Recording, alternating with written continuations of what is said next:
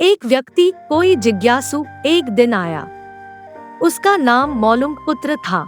एक बड़ा ब्राह्मण विद्वान 500 शिष्यों के साथ बुद्ध के पास आया था। निश्चित ही उसके पास बहुत सारे प्रश्न थे।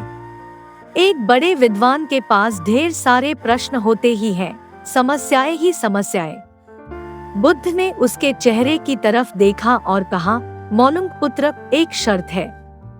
यदि तुम शर्त पूरी करो, केवल तभी मैं उत्तर दे सकता हूँ। मैं तुम्हारे सिर में भनभनाते प्रश्नों को देख सकता हूँ। 1 वर्ष तक प्रतीक्षा करो, ध्यान करो, मौन रहो। जब तुम्हारे भीतर का शोरगुल समाप्त हो जाए, जब तुम्हारी भी की बातचीत रुक जाए, तब तुम कुछ भी पूछना और मैं उत्तर दूंगा। यह मैं वचन देता हूँ। मौलुंगपुत्र कुछ चिंतित हुआ। 1 वर्ष केवल मौन रहना और तब यह व्यक्ति उत्तर देगा। और कौन जाने कि वे उत्तर सही भी हैं या नहीं। तो हो सकता है 1 वर्ष बिल्कुल ही बेकार जाए। इसके उत्तर बिल्कुल व्यर्थ भी हो सकते हैं। क्या करना चाहिए? वह दुविधा में पड़ गया। वह थोड़ा झिझक भी रहा था। ऐसी शर्त मानने में इसमें खतरा था। और तभी बुद्ध का एक दूसरा शिष्य सारिपुत्र जोर से हंसने लगा। वह वहीं पास में ही बैठा था, एकदम खिलखिलाकर हंसने लगा। मौलुंगपुत्र और भी परेशान हो गया। उसने कहा, बात क्या है? तुम क्यों हंस रहे हो? सारिपुत्र ने कहा, इनकी मत सुनना। ये बहुत धोखेबाज है। इन्होंने मुझे भी धोखा दिया।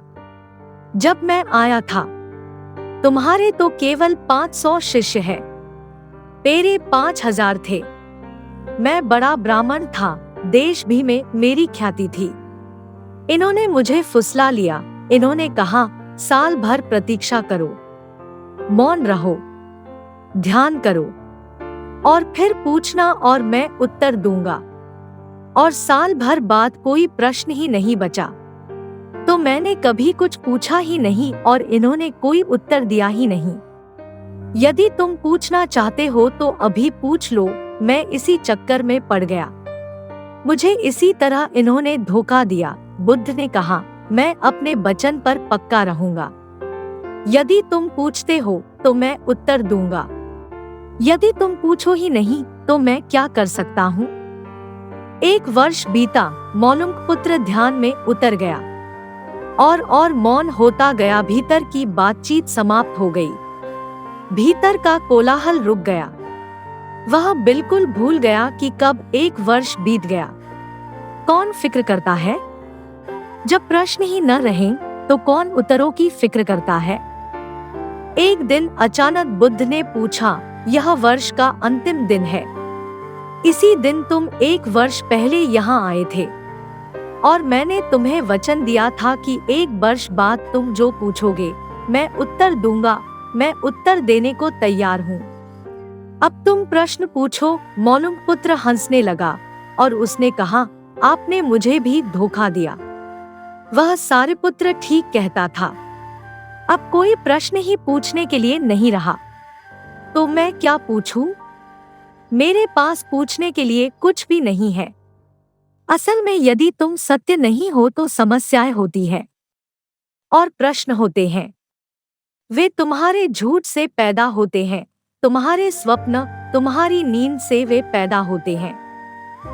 जब तुम सत्य, प्रामाणिक, मौन, समग्र होता हो, वे तिरोहित हो जाते हैं। मेरी समझ ऐसी है कि मन की एक अवस्था है जहाँ केवल प्रश्न होते हैं और मन की एक अवस्था है जहाँ केवल उत्तर होते हैं। और वे कभी साथ साथ नहीं होते। यदि तुम अभी भी पूछ रहे हो तो तुम उत्तर नहीं ग्रहण कर सकते। मैं उत्तर दे सकता हूँ लेकिन तुम उसे ले नहीं सकते। यदि तुम्हारे भीतर प्रश्न उठने बंद हो गए हैं तो मुझे उत्तर देने की कोई जरूरत नहीं है। तुम्हें उत्तर मिल जाता है। किसी प्रश्न का उत्तर नहीं दिया जा सकता है। मन की एक ऐसी अवस्था उपलब्ध करनी होती है जहाँ कोई प्रश्न नहीं उठते। मन की प्रश्नरहित अवस्था ही एकमात्र उत्तर है। यही तो ध्यान की पूरी प्रक्रिया है, प्रश्नों को गिरा देना, भीतर चलती बातचीत को गिरा देना। जब भीतर की बातचीत रुक जाती है तो ऐसा असीम मौन छा जाता है। उस मौन में हर चीज का उत्तर मिल जाता है। हर चीज सुलझ जाती है, शाब्दिक रूप से नहीं, अस्तित्वगत रूप में सुलझ जाती है। कहीं कोई समस्या नहीं रह जाती है।